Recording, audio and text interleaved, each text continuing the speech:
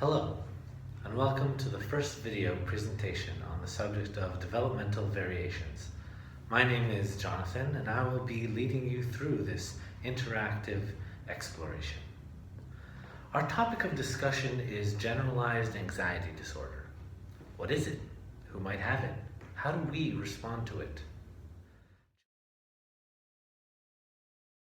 Children of most any age from 3 to 15 can develop generalized anxiety disorder. While it may seem a broad term with a diverse spectrum, I hope to provide you with a strong sense of understanding regarding the variation. At the end of this session, your knowledge, awareness, and approach to children with generalized anxiety will have increased, and you will be a positive representative for it. Anxiety can be a normal reaction to stress. It can help us deal with a tense situation, study harder for an exam, or keep focused on an important speech. However, when anxiety becomes an irrational dread of commonplace situations, it can become a disabling condition.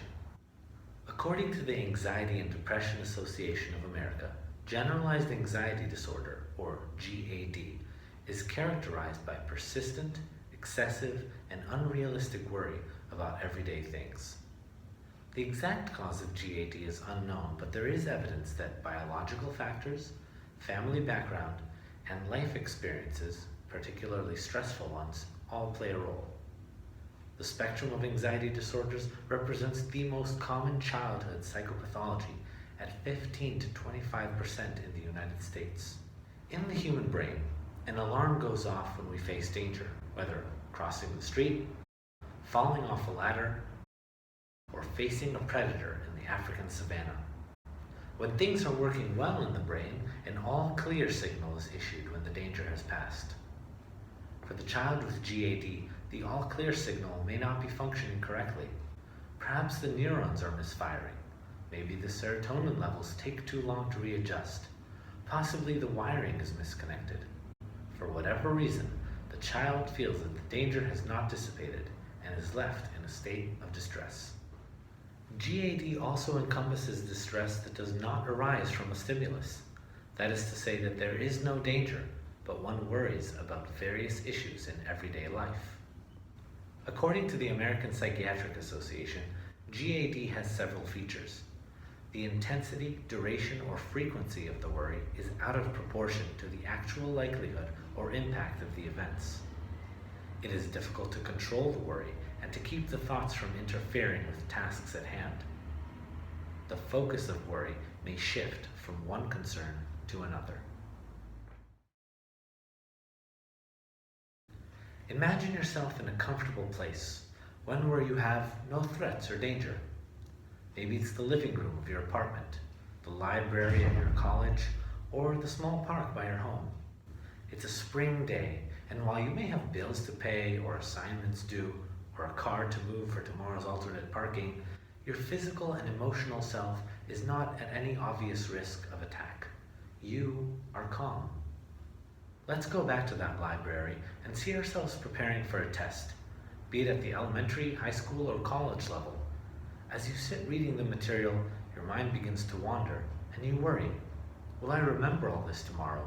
Did I read all the material? What happens if I fail? These concerns are deemed commonplace. The concern has an impact on your life and may have repercussions. Fear not, you likely don't have GAD. Now imagine that same situation, but with new thoughts entering your mind. What if I forget to bring a pencil tomorrow? What if I wake up late? What if the bus doesn't come in on time? I won't make it to the test. I'll come in late, and the professor will look at me, and I'll feel ashamed, and the other students will know it, and I won't know where to sit, and if I sit, it won't be where I usually sit, and I'll forget. Stop. The stream of consciousness that is entering your mind has become a train without a track. Each problem leads to more worries, and each worry leads to another concern. Welcome to GAD.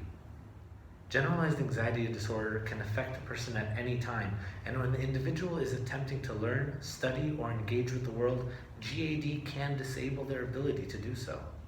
Highly anxious children in first grade are 10 times more likely to be in the bottom third of their class by fifth grade. On IQ and achievement tests, highly anxious children score lower than their peers. They avoid tasks that require communication or involve evaluation by peers or teachers. Whether it be academic or social learning, the highly anxious child is missing out on experiences and information that other students may readily absorb. Children with GAD are negatively affected in the realms of attention, interpretation, concentration, memory, social interactions, beliefs, and health. Several of these realms are essential processes for learning, and one can imagine the detriment to a student who struggles to function in the class and school. Let's look at some of those realms once more. Attention. Worrying takes up mental capacity that should be used for other things, such as academic tasks and problem solving. Interpretation. The high anxiety student often interprets even neutral situations as threatening. Concentration. The thoughts come in like hiccups, interrupting the flow of other mental processes. Memory. Short-term memory capacity is decreased, as is recall of previously mastered material. Paying attention to the mood and interaction of a student can help identify anxiety. Let's look at how this can be done. The highly anxious child may display a variety of symptoms, or may keep them internalized without any outward signs. In either case, teachers, caretakers, parents, and other adults in the child's life should be keeping a mental note if any of the following are displayed. Excessive worrying about everyday life. The most salient example I can share is when a person with GAD stopped on their way to class because they were worried about having brought the wrong notebook to school. The solution seems obvious to us. Check the backpack, and if indeed the wrong notebook was brought, use another notebook and then copy the information later. But the student with GAD was immobilized. They didn't think to open their backpack. They began to worry. To go home and get the right notebook and risk being late to class, or go to class and risk not having the notebook to write in. As opposed to listing solutions, the student listed problems. By the way, the student was me at age 27. Worry accompanied by physical pain such as headaches, stomach aches, poor concentration, or fatigue. The student whose mind is heavily occupied by worry feels mental pain. Their body is tense and the stomach muscles react in pain. The attention takes away from the ability to focus on other stimuli. The excess work of the mind and body lead to lethargy and tiredness. One of the clearest signs is a panic attack. Appearing in various forms, the symptoms of a panic attack may be shortness of breath, racing heart, chest pain, trembling or shaking, a choking feeling, sweating, and nausea. Anxiety can remain internal, especially if a student is uncomfortable sharing the experiences they are feeling. Anxiety occurs more frequently when the mind is not engaged in active working memory. It can be useful to ask a child about more than what they are learning at school. Asking them about their recess and lunch, their way home, and their thoughts before bed can open the door to finding out if they are having anxious thoughts. For the teacher in the school, the signs of anxiety may be more visible. Paying attention to the following signs can be helpful.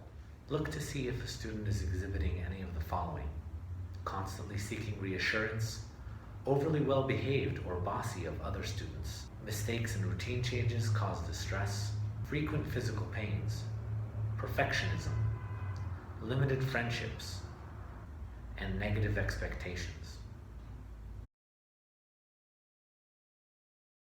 The child in your class has shown signs of anxiety. Perhaps they have been diagnosed or are receiving assistance from a variety of sources: therapists, parents, medication, etc. Whether diagnosed, receiving outside care, or none of these, they are your responsibility for some portion of the day. What is it you can do to support them? Provide support. Opening up a conversation about anxiety and feelings can allow the student to explore and share what is going on inside. One of the most positive experiences I felt when dealing with anxiety was the moment a psychiatrist validated my feelings. All she had to do was say, "I see that these feelings are really affecting you." Respond positively. When the student is not feeling anxious, let them know how proud you are of them. Acknowledging the moments when a student isn't overcome with anxiety lets them know they can have successful moments during the day. Reduce reassurance. Allowing the child to find their own reassurance and stability is a valuable tool for the future. Gradual challenges. Have students develop their confidence and independence in steps. Working in a group, then in pairs, and then on their own can promote a sense of achievement. You can give them a task or chore that slowly pushes their comfort zones, assessing each time they face it. These are just a few of the practices you can employ to support the needs of students with anxiety. If this seems overwhelming and you're starting to feel anxious, well, that's okay. Generalized anxiety disorder is a spectrum within an array of anxiety disorders that is just a part of the variation rainbow. Looking at the child's variation is as important as looking at the whole child. Consider one of my favorite paintings and one of my most beloved musical compositions.